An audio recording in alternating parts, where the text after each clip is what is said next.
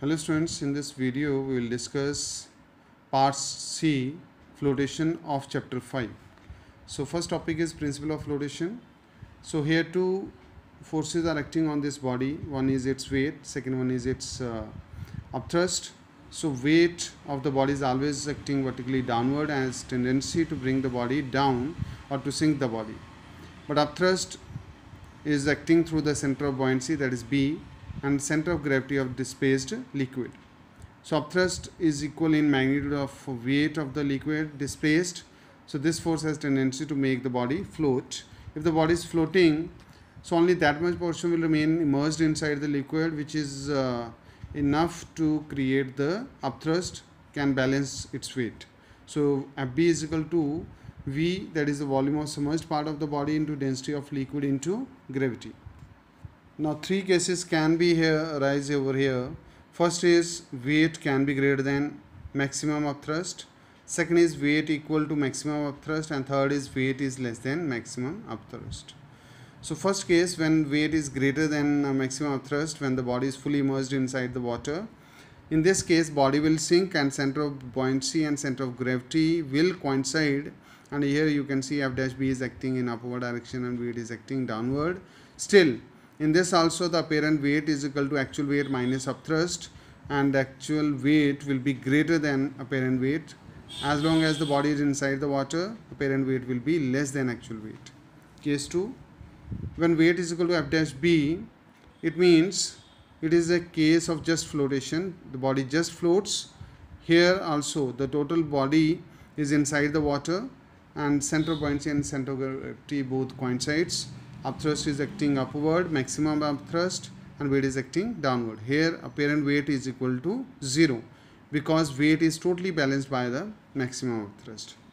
Third one, when the weight is less than maximum upthrust F dash B, the weight of the body is less than the weight of the body in liquid, that liquid displaced by the body.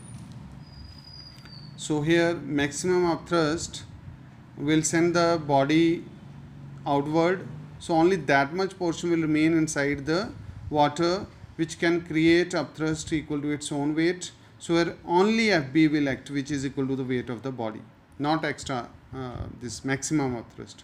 F dash B is maximum upthrust, but here only Fb will act. So here in this case, center of gravity will lie just above the center of buoyancy. So here you can see weight of the body, that is the weight of liquid displaced by the submerged part of the body. So W is equal to buoyant force. Apparent weight of the floating body is also 0 in this case because this is also flotation case. So principle of flotation is the weight of the floating body is equal to the weight of liquid displaced by its submerged part. Further, there is a relation between volume of submerged part of a floating body and the densities of liquid and the body. As we know that weight of the body W is equal to volume of the body into density of liquid into gravity, because volume into density is mass, mass into gravity is weight. So we can write here volume of body, that is capital V, density of solid, that is rho s, and into gravity. Weight of the liquid displaced by the body or upthrust, so volume of displaced liquid into density of liquid into gravity. So again volume into density is what? That is mass, mass into gravity is weight of liquid displaced. So both for flotation both are equal. Weight is equal to buoyant force. So here we will write about the density of solid, that is volume into density of solid into gravity. Here we will write only for displaced liquid. So V, that is the submerged volume, into density of liquid into gravity. This gravity will cancel, and you will have small v upon capital V is equal to density of solid upon density of liquid, where small v is the volume of immersed part of the body, capital V is the total volume of the body, rho s is the density of the body, and here divided by density of liquid. So many examples we have. Cock of density rho s 3/4 gram per centimeter cube while floating in water will have its 3/4 part immersed inside the water, because density of the liquid is 1 gram per centimeter cube. So 1/4 part of the cock will remain outside the surface of water. Cube of ice, density of the solid is 0.9. gram per centimeter cube will have 90% of the volume merged in water and only 10% will remain outside. Floating body of higher density has its more volume submerged inside the liquid and hence experience higher upthrust than the body of low density.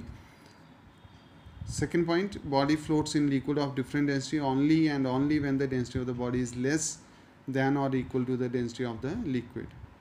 Volume of the body submerged in the liquid will decrease with the increase in density of the liquid, and in each case upthrust by the liquid on the body, which is equal to the weight of the liquid displaced by the submerged part of the body, is same and is equal to the weight of the body. Application of the principle of flotation. First is flotation of iron ship. As you know, an iron nail sinks in water while a ship floats, because when iron nail will go inside the water, its actual density is acting, but when ship is floating, that is also made up of iron, but here average density of the ship will considered or acts, because ship is hollow from the base and average density of the ship is less than the density of the liquid, that is water. That's why it floats. A loaded ship is submerged more while an unloaded ship is less submerged, because loaded ship has to balance its more weight and extra upthrust it requires, and unloaded ship has less weight, less upthrust it requires, so it has to go less deeper inside the water to get normal upthrust to equal to its less weight as comparison to loaded ship. A ship begins to submerge more as it sails from seawater to river water, because seawater density is higher than the river water, and in case of seawater ship has to submerge less, but in river water ship has to go submerge more deeper, because to get sufficient upthrust to balance its weight, because river density water is quite less. Plimsoll line. Each ship has a white line painted on its side, just known as the Plimsoll line. This line indicates the safe limit for loading the ship in water of density 1000 kg per meter cube. A ship is not allowed to be loaded further. Why? Because if you load it further, its weight will increase. If its weight will increase, center of gravity will become down, will be very much low, and it will be dangerous for the ship to float. That's why it is advised not to overload the ship. An unloaded ship is filled with sand at its bottom, because to increase the weight or to low down the center of gravity. Therefore, the unloaded ship is filled with the sand, or called ballast, at its bottom. This lowers its center of gravity and its equilibrium will become stable one. So it is very easy for the ship to float in a stable equilibrium. Floating of human body. Average density of human body depends upon the proportion of its constituent like bone, blood, muscle, fat, as each constituent has different density. So normally the average density of the body with empty lungs, that is 1.07, but when swimmer wants to float, he'll fill his lungs with air, so its density will become 1 gram per centimeter cube. That is almost the density of the water. So good swimmer can float on water like a floating object with his lungs filled with air and nose and mouth projecting just above the water surface.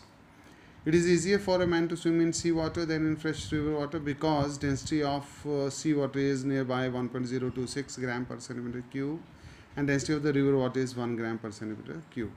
So in case of seawater, man has to apply very less effort. So by displacing less volume of seawater, he will get sufficient upthrust to balance its weight, but in river water he has to put extra effort.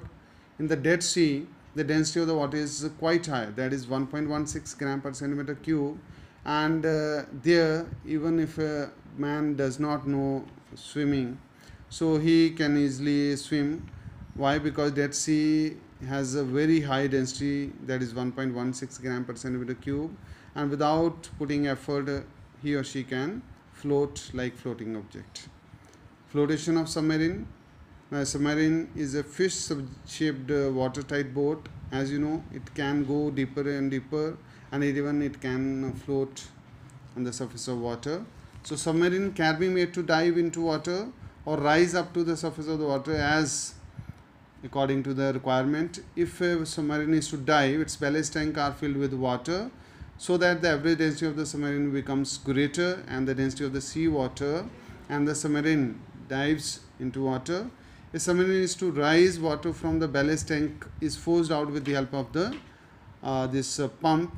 So this makes the average density of the submarine less than the density of the sea water. As a result, the weight of water displaced by its partially small submerged part becomes equal to the weight of submarine, and hence it rises up to the surface of water. Floating of iceberg.